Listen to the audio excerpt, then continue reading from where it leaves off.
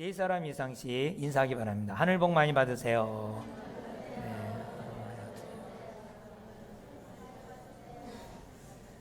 아무도 내 손에서 빼앗을 수가 없습니다. 하나님 반드시 그럴 줄 믿습니다. 옆 사람도 아무도 빼앗아가지 않습니다. 시작. 우리 주님의 이 손을 꼭 잡고 가서서 우리 찬양하겠습니다.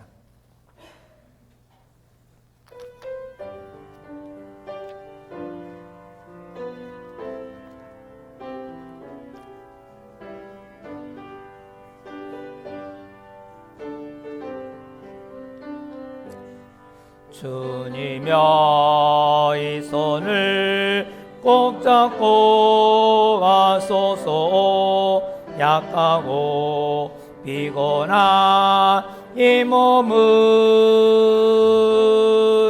폭풍의 감소 해치사 빛으로 손잡고 날 인도하소서. 인생이 힘들고 고난이 겹칠 때 주님여 날 도와 주소서.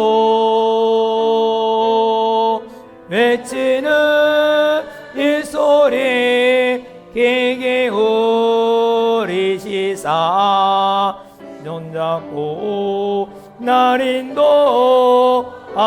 다시 한번 주님여 이 손을, 주님여 이 손을 꼭 잡고 가소서. 약하고 피곤한 이 몸은 폭풍의 감소 해치사 빛으로 손잡고 날 인도하소서.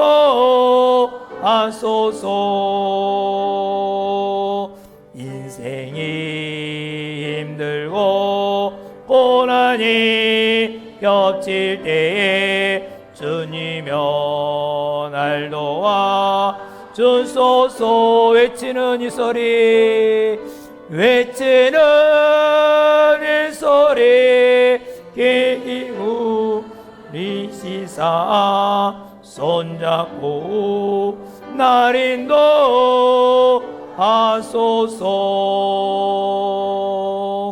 하나님 아버지, 주님의 은혜를 감사와 찬양과 영광을 돌립니다. 나의 인생의 주인이 되셔서 주님이여 인도하여 주시사 나의 손을 꼭 잡아 주옵소서. 주님이 잡아주지 않는다면 우리는 어느 곳에도 설 수 없습니다. 오늘도 우리 귀한 김경자 성도님을 붙잡아 주시사 주님의 전에 나오게 하심을 감사합니다. 주님이 우리를 향하여 주의 뜻을 이루어 주시고 주의 뜻을 나타나게 하여 주옵소서. 예수님의 이름으로 기도하옵나이다. 아멘. 할렐루야. 하나님은 살아계십니다. 살아계신 하나님께서 오늘도 역사할 줄 믿습니다. 제가 대부분은 신학적인 설교를 거의 안 하고 생활에 적용하는 설교를 하는데요. 그 이유는 이제 신학적인 설교하면 길어요. 그 논리를 퍼서 논리를 다 이해하게 한다는 것이 또 쉽지도 않고 또 머리만 아프고. 근데 오늘은 약간의 이렇게 신학적인 용어를 사용할 수밖에 없는 구절이 생겨서 하겠습니다. 뭐 이해가 안 되든 간에 우리는 그냥 잘 듣고 믿음으로 아멘 하시기 바랍니다. 할렐루야. 오늘 본문 배경은 22절 의하여 본문 배경이 진행이 됩니다. 22절에 보면은 우리 다 같이 한번 볼까요? 예루살렘에 수전절이 이르니 때는 겨울이라. 수전절. 수전절은 성전 봉헌하는 날을 수전절이라고 합니다. 이날은 유대인들에게는 잊지 못할 절기이기도 합니다.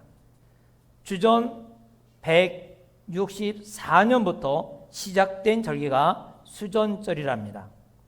주전 170년에 시리아 왕 안티오코스가 이스라엘을 침범해 들어왔습니다.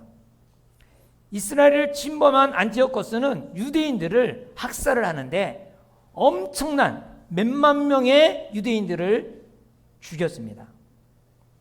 유대교를 말살하는 정책을 피고 유대교를 뿌리를 아예 없애려고 작전을 하고 사람들을 죽였습니다.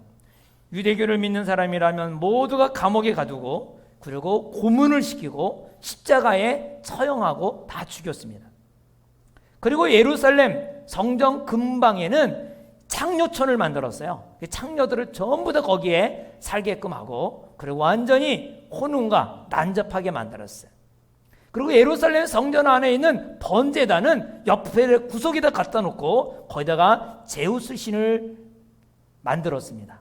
그리고 제우스 신에다가 가장 유대인들이 싫어하는 돼지 피를 뿌리면서 제사를 지냈습니다. 이러한 성전을 더럽히고 유대인들을 핍박하고 그리고 박해할 때에 마카비라는 민중 대혁명이 일어났습니다. 마카비라는 지도자가 일어나서 모든 뜻을 같이 하는 사람들끼리 이 민중 봉기가 일어난 거예요. 그때에 안티오쿠스가 패하고 쫓겨났습니다. 이를 마카비 혁명이라 합니다. 한 100년 동안 이를 이렇게 유지했어요. 그래서 그날을 164년 주전 BC 164년에 승리한 다음에 예루살렘 성전을 다시 정결을 깨끗하게 다 하고 이날을 기념하기 위해서 8일 동안 각 가정마다 다 촛불을 켜게 만듭니다. 이때가 겨울이거든요. 크리스마스와 맞물려요. 그래서 이날을 굉장히 기념하기 위해서 어둠이 물러가고 빛이 발했다. 이렇게 해서 하노카 아주 페스티벌 이 축제를 빛의 축제, 어둠에서 빛의 축제라고 이렇게 행하고 있습니다. 이때 지금도 그날을 기억하며 촛불을 켜고 기념하고 있습니다. 수전절. 자, 이때에 예수님께서 성전 안 솔로몬 행각에 이렇게 걸어오시고 계셨어요. 그때 24절에 보니까 유대인들이 갑자기 예수님을 딱 에워싸고 당신이 언제까지나 우리 마음을 의욕하게 하려나이까? 당신이 그리스도이면 빨리 말하시오. 이렇게 말한 거예요. 예수님을 어디도 가지 못하게 사람들이 다 둘러싸요. 꽁꽁 둘러싸인 거예요. 코너에 물렸어요. 그러면서 예수님께 대답을 요구한 거죠. 대답하지 않으면 당신은 여기서 빠져나갈 수 없다는 거야. 사람들이 딱 이렇게 진을 쳐갖고 예수님이 대답을 하죠. 25절에 예수께서 대답하시되 내가 너희에게 말하였으되 믿지 아니하였도다. 내가 내 아버지 이름으로 행하는 일들이 나를 증거하는 것이다. 사실 여기에 예수님이 내가 너에게 말했다 그래서 말했다. 근데 예수님은 공개적으로 내가 그리스도다 이렇게 공개석상에서 말을 하지 않았어요. 개인적으로는 했어요. 개인적으로 수가성 여인에게도 말을 하고 눈먼 장님에게도 말을 했어요. 내가 인자다. 개인적으로는 이렇게 말했지만 공적으로는 하지 않았어요. 왜 예수님이 공적으로 내가 그리스도라는 것을 밝히지 않았을까요? 그것은 유대인들이 기대하는 그리스도의 그 생각과 예수님이 말하고자 하는 그리스도는 완전히 차이가 난 거예요. 엄청난 차이가 나요. 만약에 공개적으로 내가 그리스도라고 말하면 그 자리에서 몰매 맞아 죽을 것 같아. 그래서 공개적으로는 하지 않았어요. 그런데도 불구하고 예수님은 내가 말을 했다라고 해요. 말을 했다. 이런 말은 두 가지가 있어요. 사람이 입으로만 말하는 게 아니라 뭐 또 말이에요? 바디 랭귀지라고 있어요. 몸으로 말하는, 몸으로. 행동으로 말하는 거야. 여러분들이 뭐 외국에 여행 갈 때 꼭 영어를 잘하고 불어를 잘해서만이 외국 여행 하지 않잖아요. 그냥 가다가 보면은 뭐 물건 살 때 그냥 몸으로 막 이렇게 해갖고 사갖고 오죠. 먹기도 하고 음식점에 가서 하도 모르면 몸으로 이렇게 식당 가져오면 딱 이거 탁 찍어. 딱 그러면 다 알아서 가지고 와요. 그러니까 뭐 굳이 영어 모른다고 불어 모른다고 유럽 여행 못할 이유는 없어요. 어디 가든지 그냥 몸으로 말하면 다 통해요. 예수님이 말하는 거예요. 내가 공개적으로 입으로 말하지 않았지만 내가 말을 했다. 뭐를 말한 거예요? 행동으로 다 말했다는 거예요. 내가 행한 것이 바로 그리스도다. 이것을 보여준 것이라는 거죠. 성경에 보면은 그리스도가 나타날 때 어떤 일이 일어날 것인가를 성경에 예언하고 있어요. 예수님이 태어나기 전 700년 전에 이사야가 예언했습니다. 예수님 그리스도가 나타날 때 어떤 일이 있었느냐? 이사야 35장 5절과 6절에 보면 그때에는 맹인이 눈을 밝을 것이며 못 듣는 사람의 귀가 열릴 것이고 그때에는 저는 자는 사슴같이 뛸 것이고 말 못하는 자의 혀는 노래하리니 이는 광야에서 물이 솟겠고 사망에서 시내가 흐를 것입니다. 구약에는요 아무리 기적이 일어나도 눈먼 사람이 눈을 떴다는 얘기가 없어요.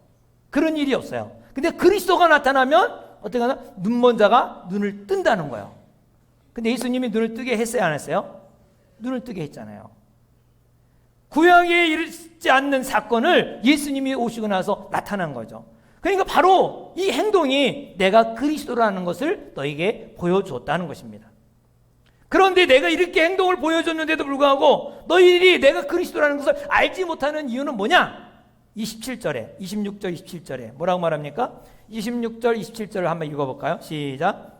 너희가 내 양이 아니므로 믿지 아니하는도다. 내 양은 내 음성을 들으며 나는 그들을 알며 그들은 나를 따르느니라. 할렐루야. 이 말을 가만히 살펴보면 너희가 믿지 아니하기 때문에가 아니라 내 양이 아니니까 너희들이 믿지 않는다 이 말이에요. 내 양이 아니기 때문에 너희가 나를 믿지 않는구나 이 말이거든요. 요게 이 구절이 예정론이 나오는 거예요. 예정론. 하이퍼 아니면 극단주의 칼빈주의도 여러 가지가 있어요. 극단주의 칼빈주의자들은 이렇게 말합니다. 바로 이미 정해져 있기 때문에 내가 개판을 쳐도 구원을 받을 것이고 내가 아무리 열심을 해도 노력을 해도 구원 못 받는다. 하나님이 정해진 사람, 구원받기로 정해진 사람은 내가 뭐 아무렇게나 해도 구원받을 것이고 구원받지 않기로 결정된 사람은 내가 아무리 노력하고 애를 써도 그 사람은 구원받지 못한다. 이게 또 이렇게 이거를 나가고 있어요. 이렇게 되면은 물론 우리가 예정론이 하나님의 뜻이고 또 성경적이긴 하지만 그렇게 되면은 하나님의 일과 인간의 일이 완전히 다르게 돼요. 하나님은 전지전능하시기 때문에 시간의 제한을 받지 않으세요. 그래서 과거와 현재와 미래를 다 아시는 분이에요. 다 아신다는 거죠. 미리 다 아세요. 우리는 현재밖에 몰라. 과거 지나간 것 좀 기억할지 몰라도 현재밖에 모르죠. 그 앞으로 어떻게 될지 몰라. 근데 이 하루가 천년 같고 천년이 하루 같다는 것은 아예 과거와 현재 미래까지 다 아시는 하나님이에요. 그리고 하나님은 미리 정하신 거예요. 우리가 예수를 믿고 구원을 받고 딱 깨달아 보면은 이제 예수님을 영접한 다음에는 내가 여기에 온 것이 우연이 아니었구나. 누군가 그동안 기도하고 이게 다 한 것이 하나님의 뭔가 섭리가 있었구나. 내가 이 자리까지 온 것이 그냥 내가 오고 싶어서 온 것이 아니라 하나님의 모든 섭리하심, 하나님의 뜻하신 바가 있었구나. 이거를 이제 알게 됩니다. 그래서 하나님이 여러분이 이 자리에 앉아 있는 것이 내가 오고 싶어서 온 것이 아니라 하나님이 불러주지 않으면 올 수가 없는 것입니다. 하나님이 나에게 갈망, 그래도 교회를 가봐야겠다 하는 이 마음을 주지 않으면, 우리가 갈증을 느끼게 하지 않으면 우리가 하나님 말씀을 들을 수도 없고 교회를 올 수가 없는 것이죠. 왜냐하면 로마서 3장 10절에 보면은 기록된 바 의인은 하나도 없나니, 의인은 없나니 하나도 없고 깨닫는 자도 없고 하나님을 찾는 자도 없어요. 원래 우리가 죄인이라서 하나님을 찾을 수도 없고 하나님을 만날 수도 없는 거예요. 예, 완전히 단절돼 있어요. 완전히 어두컴컴해. 예. 그런데 왜 어떻게 우리가 예수를 믿게 돼 있는가? 믿고 싶다는 이 마음을 누군가 주지 않으면은 믿을 수가 없는 것입니다. 교회 가고 싶다는 마음을 누군가 주지 않으면 교회를 올 수가 없는 것이죠. 그래서 하나님이 우리에게 마음을 주셨기 때문에 여기 이 자리에 온 줄 믿으시기 바랍니다. 이걸 갖다가 예정이라 그래요. 이거를 뭐 이렇게 막 이렇게 해석하고 저렇게 하고 그러면 이상하게 돼요. 아, 구원받을 사람은 구원받고 망할 사람은 맞고 천국 갈 사람은 천국 가고 지옥 갈 사람은 지옥 간다. 이렇게 딱 정해버리면 인간의 책임이 하나도 없어요. 또 전도할 이유도 하나도 없어요. 왜? 하나님이 알아서 다 하는데 뭐하러 전도해요? 우리가 전도 안 해도 구원받을 사람은 구원받으니까 이런 극단적인 이런 칼빈주의는 그런 쪽으로 나와요. 그래서 이런 잘못하면요 어떤 일을 하는 거 아니? 막 찬송을 열심히 부르고 막 그런 것도 못하게 해요. 왜? 사람의 하나님의 주권이 있는데 인간의 마음을 막 이렇게 부추겨 갖고 멋지게 이렇게 만드느냐? 그리고 교육도 인정 안 해요. 사람이 교육해서 뭐 구원받느냐? 하나님이 변화시키면 되는데 무슨 뭐 교육이 필요하냐? 선교센터도 다 없앴어요. 왜? 전도를 뭐 하느냐? 하나님이 다 구원받기로 작정된 사람 다 구원하는데 인간의 수단은 필요 없다. 그래서 선교센터도 다 없앴어요.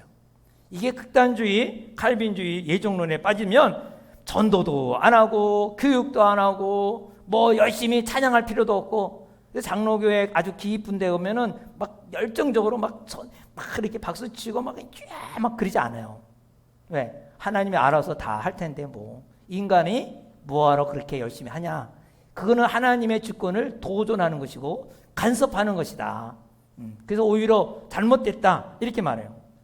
그러나 여러분 인간의 우리 이것을 잘 이해해야 되는데 하나님 편에 보면은 처음부터 우리를 예정하시고 미리 아시고 미리 정해 주셨어요. 할렐루야. 우리 인간의 편에 볼 때는 처음부터 내가 결정해야 돼. 내가 오기로 와야 돼. 할렐루야. 이 자리는 누가 온 거예요? 여러분이 온 거예요. 그렇죠? 여러분이 걸음을 걸어서 온 것이지 누가 갖다 놓은 거 아니죠? 여러분이 처음부터 믿기로 작정했고 여러분들이 와야 돼. 우리 편에서 그럴 거예요.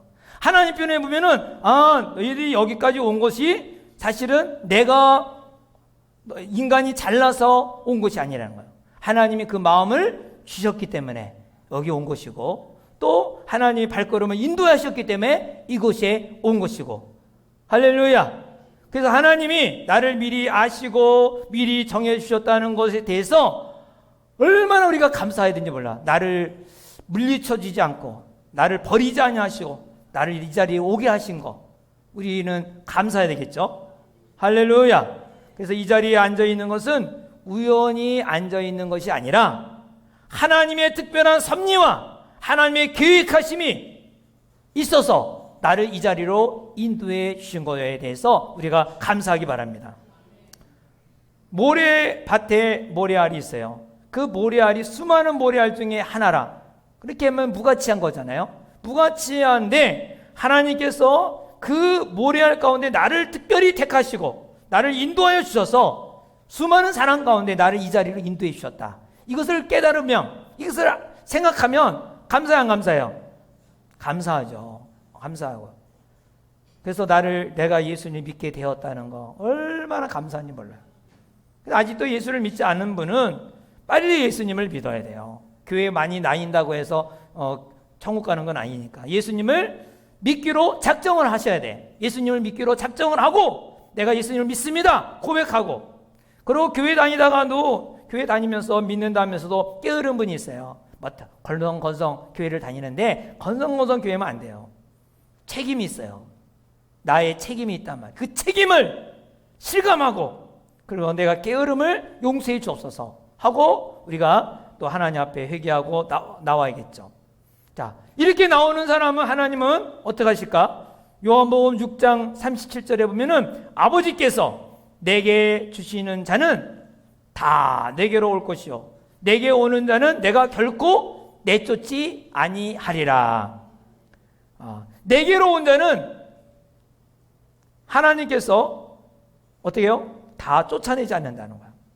그래서 주님께 나오기만 하면 은혜구나.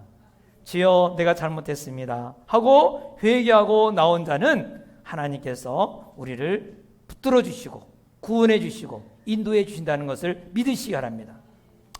마태복음 11장 27절에도 보면은 내 아버지께서 모든 것을 내게 주셨으니 내 아버지 외에는 아들을 아는 자가 없고 아들과 또 아들의 소원대로 계시를 받은 자 외에는 아버지를 아는 자가 없느니라. 이거는 이게 예지 예정이라 할 수 있어요. 아버지 외에는 아들을 아는 자가 없고 제한돼 있잖아요. 아들과 또 아들의 소원을 계시 받는 자 외에는 알려주지 않으면 아버지를 아는 자가 없다. 그러면서 28절에 보면은 수고하고 무거운 이자들아 다 내게로 오라. 내가 너희를 쉬게 하리라. 제한돼 있지만은 그러나 여기 이 자리에 왔다. 그러면 그 사람을 뭐예요? 하나님은 부르신 자다라는 것을 알려주는 거죠. 우리가 구원받은 것은 우리가 태어난 것은 하나님의 어떠한 목적이 있어서 우리를 부르시고 또 이곳에 인도해 주셨습니다. 하나님이 나를 이끌어주지 않으면 이 자리에 올 수가 없다는 것을 아시기 바랍니다. 그래서 아직 예수님을 영접하지 않은 분은 예수님을 꼭 믿으시기 바랍니다. 내가 예수님을 믿습니다. 또 게으른 분은 하나님 내가 그동안 게을렀습니다. 용서해 주옵소서. 이렇게 하나님께 고백하기 바랍니다. 왜 하나님께서 우리에게 이 구원의 확신, 이 내가 너를 물리치지 않겠다라고 했는가? 또 하나님이 우리에게 실질적인 답을 주시기 위해서 오늘 이 본문을 주셨는데요. 내가 정말 구원받은 사람인가? 내가 정말 하나님의 양인가? 무엇으로 알 수 있을까요? 내가 지금 하나님의 구원받은 사람이다. 자기 스스로 알 수 있는데 무엇으로 알 수 있어요?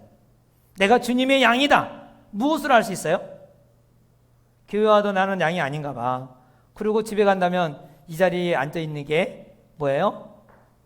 헛된 시간이죠. 아니 여러분 하나님이 여러분 택하지도 않은데 여기 앉아 있어 봐. 지옥 갈 사람이 앉아 있으면 억울하지 않아요? 내가 그러면 하나님의 택한 사람인지 아닌지를 어떻게 알 수가 있느냐 이거죠. 어떻게 할 수 있을까요?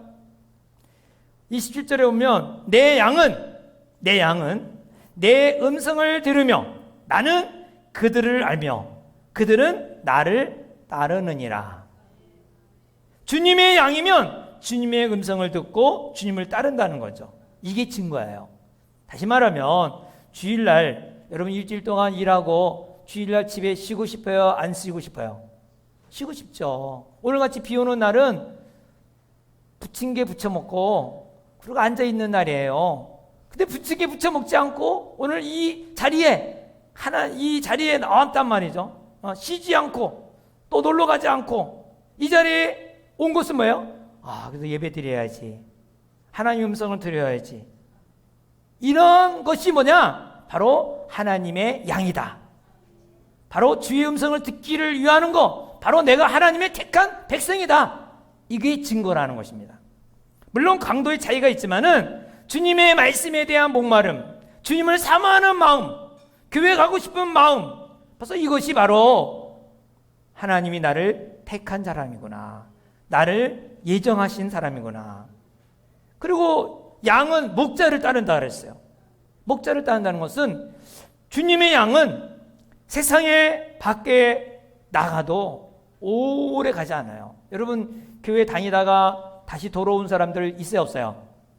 예, 있죠. 교회 다니다가 주일학교 때 다니고 뭐 중고등부 다니다가 시집가고 뭐 장가가고 직장 다니다가 그러면 교회를 멀리 떠났어요. 떠나다가 어느 순간에 교회로 온 사람이 있어요. 자, 왜 올까요? 예, 다시 돌아오지 않을 수도 있는데 바로 오게 되는 것은 주님의 음성이 늘 있는 거야. 세상에 나가 있어도. 그래서 늘 뭔가 좀 가야 되는데 이게 있어요. 그래서 어느 순간에 누군가가 이제 이렇게 권고하고 잘해주는 사람이 있을 때 내가 가야겠다 하고 오게 돼요. 그러니까 주님의 양은 세상 밖에 나가도 그렇게 오래 있지 않고 다시 돌아오게 되는 거예요. 왜요? 주님의 양이니까. 주님을 따르게 되는 거예요. 내 양이 누가 내 양이냐? 내 음성을 듣느냐? 바로 이 주님을 따르는 사람은 주님의 양이요, 주님의 백성, 택한 백성이다 하는 것입니다. 그래서 내가 지금 무엇을 따라가고 있느냐, 이걸 보면 알아요. 내가 누구를 따라가고 있고 무엇을 따라가고 있는가, 내가 어디를 더 사모하고 있는가, 그걸 보면은 내가 하나님의 백성인지 아닌지, 하나님이 나를 택해 주신 사람인지 아닌지는 스스로가 알 수가 있는 거예요. 할렐루야. 또 하나 질문, 구원받았다가 구원을 이룰 수 있을까? 하나님이 나를 특별히 택하여 주시고 구원받아 주셨는데 구원을 잃어버릴 수 있을까? 잃어버릴 수 있을까요? 없을까요? 예. 예수님은 말씀하시기를 28절에 내가 그들에게 영생을 주노니 영원히 멸망하지 아니할 것이요 또 그들을 내 손에서 빼앗을 자가 없느니라. 다시 말하면 절대 잃어버리지 않는다는 거예요. 한 번 구원받은 사람은 절대 잃지 않는다. 여러분, 믿음을 지키는 것이 나에게만 있다면 잃어버릴 수도 있겠죠. 왜? 우리가 연약하니까 쉽게 유혹에 넘어갈 수도 있어요. 그런데 주님이 약속하시기를 절대로 빼앗길 수 없다. 주님은 어떤 분이기 때문에 절대로 빼앗기지 않을까요? 29절에 보면 그들을 주신 내 아버지는 만물보다 크심에 아무도 아버지 손에서 빼앗을 자가 없느니라. 그러니까 주님의 손에 잡혀 있기에 어느 누구도 빼앗을 수가 없습니다. 우리 예수님이 중보기도 해주시고 우리를 꼭 잡고 있는 분이 누구예요? 하나님이시잖아요. 아무도 빼앗을 수가 없어요. 하나님보다 더 크신 분이 나타나면 모를까? 하나님보다 더 큰 분이 있겠어요? 그래서 우리가 절대로 나는 구원을 이룰 수 있다 없다? 없다. 네. 더 이상 물릴 수가 없어요. 세상의 물건은 마음에 안 들면 물릴 수 있죠. 다시 바꿀 수도 있잖아요. 근데 하나님의 구원의 손길에 닿은 사람은 절대로 억울해도 어쩔 수 없어요. 이제 천국 갈 때까지 가야 되는 거예요. 물릴 수가 없어요. 근데 어떤 사람은 아이고 그게 말이 되냐? 내가 하고 싶으면 되지. 내 마음이지. 에? 내가 안 믿으면 그만이지 뭐. 내가 믿기로 했으니까 내 마음이지. 그런 사람이 있는데 여러분을 구원할 때에 여러분이 변화될 것까지도 알까 모를까요? 아세요. 우리의 마음을 아시는 분이에요. 우리의 마음을 다 아시는 분이에요. 그렇기 때문에 하나님은 모든 것을 아시지만 사람의 마음을 어떻게 하느냐? 잡고 계세요. 변화될 것까지도 아시면서 다 잡고 계시는 분이요. 자, 성경에 보면은 사람의 마음을 잡고 있다는 것을 어떻게 알 수가 있는가? 여러분, 출애굽할 때 모세가 이스라엘 백성들을 탈출할 때 바로의 마음을 어떻게 했다 그랬어요? 아주 강팍하게 만들었어요. 네. 얼마든지 바로는 빨리 갔으면 좋겠어요. 빨리, 너희들 빨리 가라. 몇 번씩 그러잖아요. 가라. 그런데 하나님이 마음을 순간에 또 바꿔버려요. 쫙 바꿔갖고 강팍하게 해서 또 바꾸게 만들어요. 이게 하나님이 그 마음을 확 바꾸지 않으면 그렇게 할 수가 없는 거죠. 인간은 그렇지 않고 싶은데도 근데도 하나님이 그 마음을 탁. 또 이스라엘 백성들이 바벨론 포로 70년을 생활해요. 그리고 메데 파사가 등극하면서 누구의 마음을? 고레스 왕의 마음을 확 바꿔갖고 이 백성들을 다 가게 만들어요. 그래서 자기 고국에 가서 이 성전을 짓게 만들잖아요. 이것도 누가 하시는 거예요? 하나님이 또 그 마음을 움직이잖아요. 하나님의 손에 잡히면 어느 누구도 빼앗을 자가 없다. 하나님의 아들, 딸이 되면 이제는 그냥 여러분 포기하시기 바랍니다. 하나님의 손에 잡혔구나. 이제 하나님께서 이끌어 가시는구나. 할렐루야. 왜 이런 확신을 가져야 되느냐? 세 가지가 있어요. 이런 하나님이 절대로 나를 이렇게 잡으면 누구도 빼앗을 수가 없구나. 이 확신은 세 가지의 목적이 있습니다. 하나는 하나님과의 관계입니다. 하나님과의 관계. 하나님은 우리를 사랑의 관계를 맺기를 원하세요. 하나님은 우리와 사랑의 관계를 맺기를 원하시는데 인간은 하나님을 사랑할 수가 없어요. 인간은 도저히 하나님의 사랑을 할 수가 없는 거예요. 그래서 하나님께서는 먼저 우리에게 사랑을 주신 거예요. 여러분, 부모도 그렇죠. 어떻게 자녀가 부모를 먼저 사랑하겠어요? 부모의 사랑을 많이 받았기 때문에 그거를 깨닫는 순간 부모에게 효도를 하는 거예요. 자녀가 먼저 하지 않았어요. 누가 먼저 해요? 엄마가 자녀에게 한없는 사랑, 무한한 사랑, 그거를 부어줬기 때문에 그거를 모르다가 어느 순간 깨달으면 그 부모님의 말씀에 순종하게 돼요. 부모님 말씀에 효도하게 되고 따라가게 되는 거죠. 우리 인간이 하나님을 사랑할 수가 없어요. 피조물이 어떻게 창조자 하나님을 사랑할 수 있겠어요? 근데 하나님 무한한 사랑을 주신 거야. 엄청난 사랑을 주시는 거야. 그 사랑을 느끼는 순간, 그 사랑을 느끼도록 하나님의 사랑을 줘서 인간이 하나님을 사랑하는 관계가 되는 거죠. 그래서 우리는 내가 뭐 조금 잘못했다고 해서 두려움을 가지거나 또 구원이 쫓겨난다는 생각을 하지 않기 바랍니다. 신문에 나온 얘기인데요. 아주 좋은 부부가 있는데 뒤에 자녀들이 20명이 딱 같이 나온 사진을 찍은 그 신문이 있었어요. 근데 그 자녀들 중에 변호사도 있고 또 직장인도 있고 일반인 사람들도 있어요. 근데 이 사람들이 다 누군가 하니 이 부부가 다 고아원에서 데려다가 키운 사람들이에요.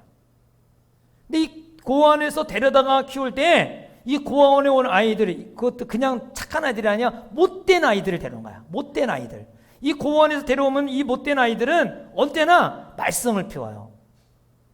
그래갖고 다시 고아원에 가겠다고 말썽을 피우는 거야. 그럼에도 불구하고 사랑한다, 내 아들아, 내 딸아. 그래서 아주 사랑을 계속 부어줘야 돼요. 근데 꼭 이 아이들이 더 확인하기 위해서 더 못된 짓을 한다는 거예요. 나 고아원에 데려갈 것을 생각하고 그리고 더 못된 짓을 하는 거예요. 큰일을 저지르는 거예요. 이제 너는 이제 더 이상 우리 아들이 우리 자녀가 될 수가 없다. 그래서 고아원에 데려갈 줄 알고 큰일을 저지르는데 그것도 수용하는 거야. 그것도 아무리 잘못해도 다 수용하고 사랑한다, 내 아들아, 내 딸아. 이게 이러한 사랑을 계속 무한한 사랑을 계속 받을 때에 이 아이들이 이렇게 생각한대요. 정말 우리 아버지구나. 정말 우리 엄마구나. 내가 무슨 일을 해도 쫓아내지 않을 뿐이구나. 이거를 확신하는 거죠. 그때부터 이 아이들이 마음문을 확 연다는 거예요.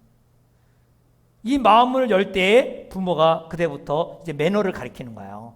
손을 닦고 밥 먹어라. 어떻게 해라. 그때부터 이제 교육을 들어가서 갖고 이 아이들 중에 20명의 아이들이 사회에 아주 중추적인 역할을 감당하는 아이들이 되었다 그래요. 우리는 무조건적인 하나님의 사랑을 받기 전에는 하나님의 사랑에 대해서 의심할 수 있고 우리가 그것을 알 수도 없습니다. 하나님이 말씀하시는 너희 마음과 뜻을 다하여 하나님을 사랑하라 라고 했어요. 이걸 아무나 어떻게 해요? 목숨을 다하고 뜻을 다하여 하나님을 사랑하라. 할 수 있어요? 못해요. 근데 할 수 있는 사람이 있어요. 이 하나님의 사랑을 깨닫는 사람은 알 수가 있어요. 왜? 하나님은 그렇게 목숨을 다해 사랑했기 때문에, 뜻을 다해 사랑했기 때문에, 마음을 다해 나를 사랑했기 때문에, 이것을 아는 사람은, 깨달은 사람은 이미 하나님을 그렇게 사랑했기 때문에 아는 사람은 하나님을 그렇게 사랑하게 되는 거예요.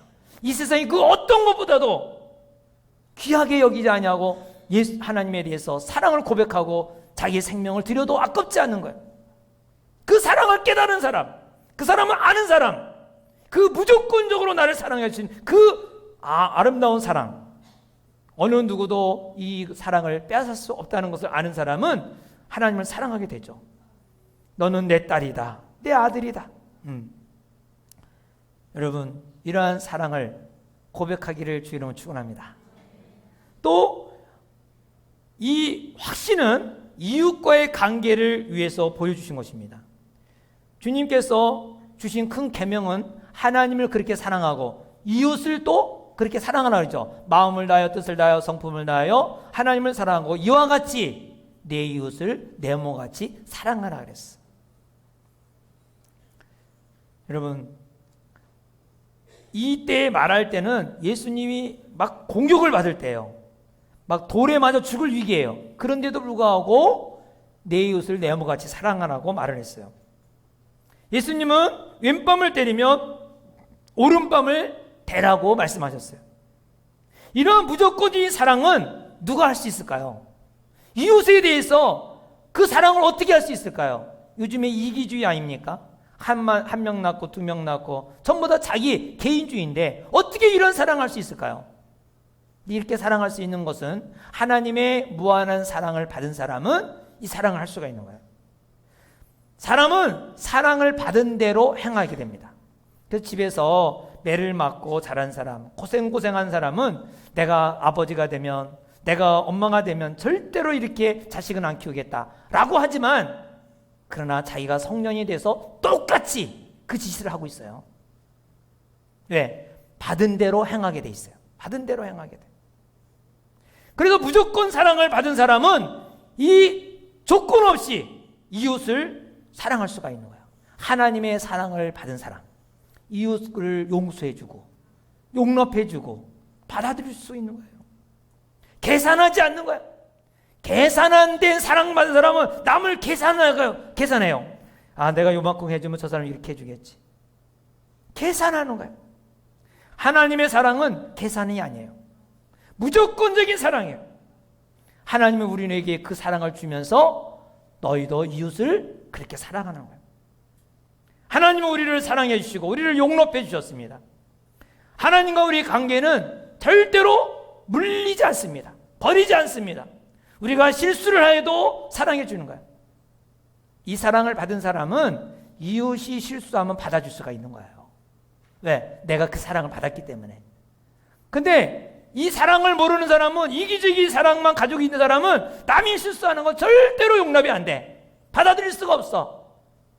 먼저 용서를 빌어도 나는 못해. 내 눈에 흙이 들어가기 전에 안 돼. 절대로 안 된다 그래. 왜요? 그 사랑을 못 받았어. 하나님의 사랑을 경험하지 않았어.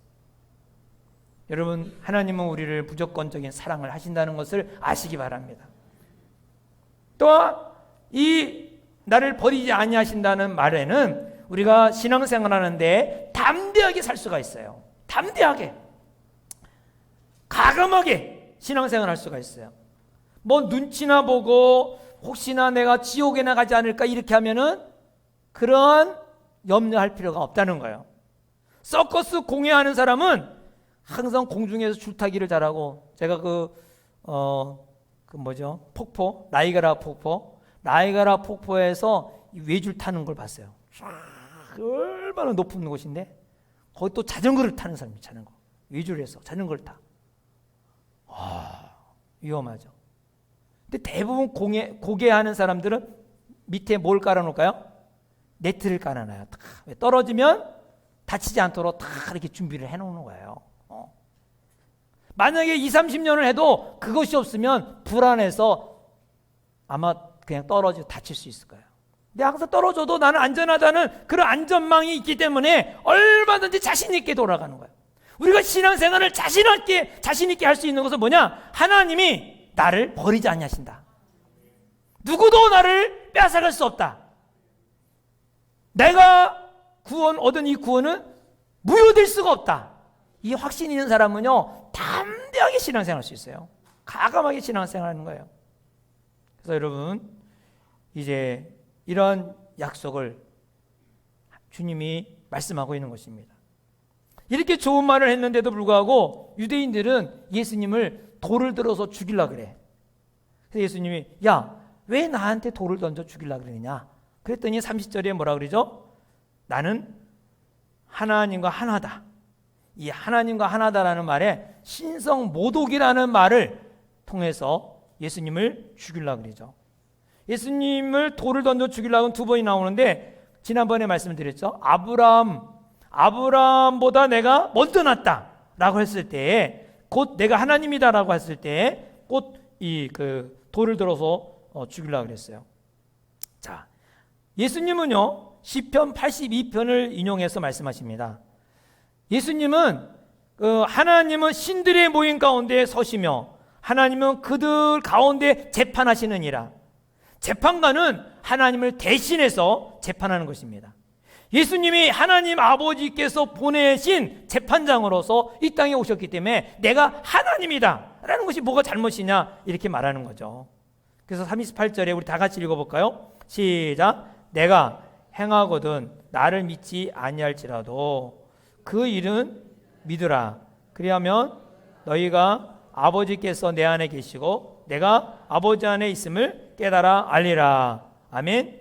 내 말을 믿지 않아도 내가 행한 것을 보라. 내가 행한 것을 보고 믿으라는 거예요. 자, 이 말이 굉장히 중요한 단어입니다. 여러분, 그리스도인은 여러분이 행한 것을, 그리스도인으로서 내가 행한 것을 통하여 믿게끔 해야 됩니다. 내가 행한 행동을 통하여 말은 잘 못해도 여러분이 행한 행동을 통하여 믿게끔 해야 된다는 거죠. 내 말이 믿어지지 않아도 내가 한 일을 통하여 믿으라는 거예요. 그 말은 뭡니까? 예수님을 통하여 하나님이 일하신 역사가 있었죠. 눈을 뜨게 하고 벙어리가 말을 하게 하고 앓은맹이가 일어나게 하고, 그렇죠? 그 수가성 여인이 회복이 되고, 이런 예수님이 행한 일이 있잖아요. 우리 삶 가운데 이런 하나님의 역사가 일어나기를 원합니다. 우리도 다 그렇게 할 수가 있을 줄 믿습니다. 왜냐하면 하나님의 사람이니까. 예수님을 영접하면 예수님이 내 안에 계시고 성삼위 하나님께서 내 안에 역사하시니까.